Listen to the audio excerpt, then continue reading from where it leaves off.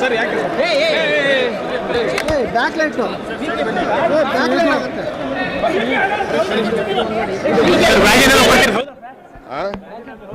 ಯಾಕೆ ಕೊಡ್ತೀಯ ನಿಮ್ಗೆ ಹೇಳ್ತೀನಪ್ಪ ಹೇಳ್ಬಿಟ್ಟೆ ಕೊಡ್ತೀನಿ ಆ ಥರ ಇದ್ರೆ ಒಂದೇ ನಿಮಿಷ ಸರ್ ರಾಜೀನಾಮೆ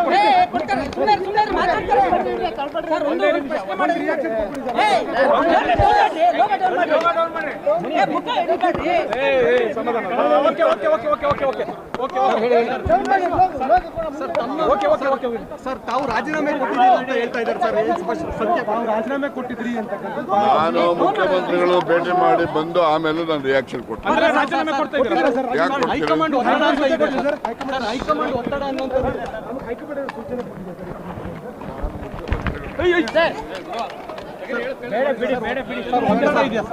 ಸರ್ ಹೈಕಮಾಂಡ್ ಒತ್ತಡ ಹೈಕಮಾಂಡ್ ಡೈರೆಕ್ಷನ್ ಆಯ್ತಲ್ಲ, ಮುಖ್ಯಮಂತ್ರಿಗಳು ಭೇಟಿ ಮಾಡಿದ ನಂತರ ಬರ್ತೀನಿ ಮಾತಾಡ್ತೀನಿ. ಸರ್ ಯಾಕೆ ಬ್ಯಾಕ್ ಲೈಟ್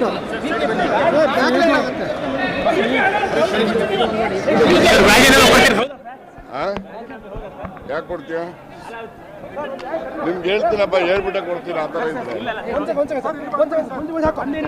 ನಿಮಿಷ ಸರ್ ರಾಜೀನಾಮೆ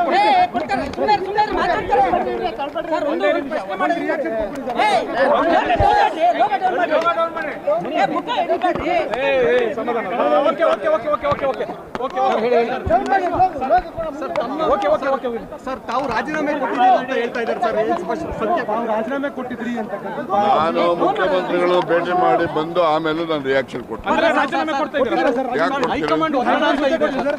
ಹೈಕಮಾಂಡ್ ಒತ್ತಡ ಅನ್ನುವಂಥದ್ದು ಹೈಕಮಾಂಡ್ ಸೂಚನೆ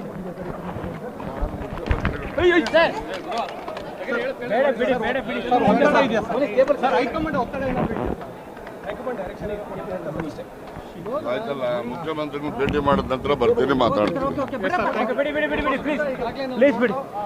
ಸರ್ ಯಾಕೆ ಬ್ಯಾಕ್ ಲೈಟ್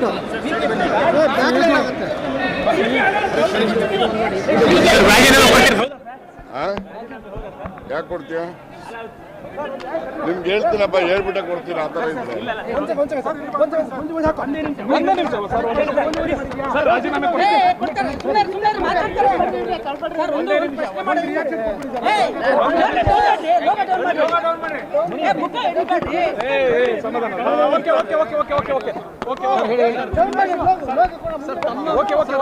ಸರ್ ತಾವು ರಾಜೀನಾಮೆ ಕೊಟ್ಟಿದ್ದೀರಿ ಅಂತ ಹೇಳ್ತಾ ಇದ್ದಾರೆ ಸರ್ ಸತ್ಯ ತಾವು ರಾಜೀನಾಮೆ ಕೊಟ್ಟಿದ್ರಿ ಅಂತ ನಾನು ಮುಖ್ಯಮಂತ್ರಿಗಳು ಭೇಟಿ ಮಾಡಿ ಬಂದು ಆಮೇಲೆ ನಾನು ರಿಯಾಕ್ಷನ್ ಕೊಡ್ತೀನಿ. ರಾಜೀನಾಮೆ ಕೊಡ್ತಾ ಇದ್ದೀರಾ ಯಾಕೆ ಕೊಡ್ತೀರಾ? ಹೈಕಮಾಂಡ್ ಒತ್ತಡ ಅಂತ ಇದೆ ಸರ್.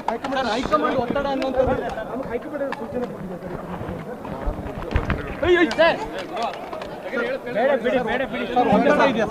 ಸರ್ ಹೈಕಮಾಂಡ್ ಒತ್ತಡ ಹೈಕಮಾಂಡ್ ಡೈರೆಕ್ಷನ್ ಆಯ್ತಲ್ಲ, ಮುಖ್ಯಮಂತ್ರಿಗಳು ಭೇಟಿ ಮಾಡಿದ ನಂತರ ಬರ್ತೀನಿ ಮಾತಾಡ್ತೀನಿ. ಸರ್ ಯಾಕೆ ಬ್ಯಾಕ್ ಲೈಟ್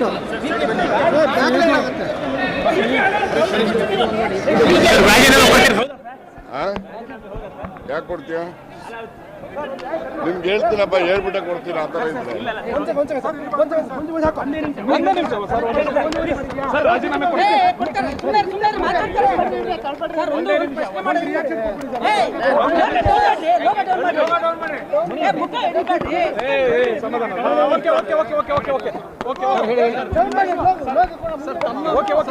ಸರ್ ತಾವು ರಾಜೀನಾಮೆ ಕೊಟ್ಟಿದ್ದೀರಿ ಅಂತ ಹೇಳ್ತಾ ಇದ್ದಾರೆ ಸರ್ ಸತ್ಯ ತಾವು ರಾಜೀನಾಮೆ ಕೊಟ್ಟಿದ್ರಿ ಅಂತ ನಾನು ಮುಖ್ಯಮಂತ್ರಿಗಳು ಭೇಟಿ ಮಾಡಿ ಬಂದು ಆಮೇಲೆ ನಾನು ರಿಯಾಕ್ಷನ್ ಕೊಡ್ತೀನಿ. ರಾಜೀನಾಮೆ ಕೊಡ್ತಾ ಇದ್ದೀರಾ ಯಾಕೆ ಕೊಡ್ತೀರಾ? ಹೈಕಮಾಂಡ್ ಒತ್ತಡ ಅಂತ ಇದೆ ಸರ್. ಹೈಕಮಾಂಡ್ ಒತ್ತಡ ಅನ್ನುವಂಥದ್ದು ಹೈಕಮಾಂಡ್ ಸೂಚನೆ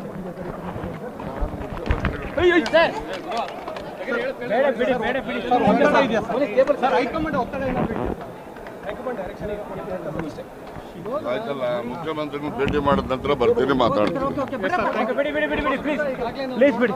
ಹೆಚ್ಚಿನ ವಿಡಿಯೋಗಳಿಗೆ ಪ್ರತಿಧ್ವನಿ ಯೂಟ್ಯೂಬ್ ಚಾನೆಲ್ ಸಬ್ಸ್ಕ್ರೈಬ್ ಮಾಡಿ, ಬೆಲ್ ಐಕಾನ್ ಕ್ಲಿಕ್ ಮಾಡಿ.